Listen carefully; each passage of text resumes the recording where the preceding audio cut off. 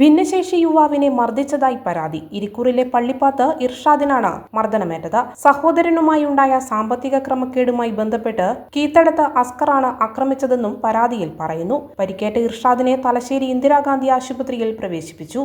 ഇർഷാദിന്റെ സഹോദരനായ അൻഷാദിന് കീത്തടത്ത് അസ്കർ നൽകാനുള്ള പണത്തിന്റെ സാമ്പത്തിക ഇടപാടുമായി ബന്ധപ്പെട്ട് വാക്കുതർക്കവും കയ്യാങ്കളിയും നടന്നു. ഇതിന്റെ അടിസ്ഥാനത്തിലാണ് പിറ്റേ ദിവസം അൻഷാദിന്റെ ഇളയ സഹോദരൻ സംസാരശേഷിയും കേൾവിശക്തിയുമില്ലാത്ത 95% ഭിന്നശേഷിക്കാരനായ ഇർഷാദിനെ അസ്കർ മർദ്ദിച്ചത് എന്ന് കുടുംബം ഇരിക്കൂർ പോലീസിൽ നൽകിയ പരാതിയിൽ പറയുന്നു.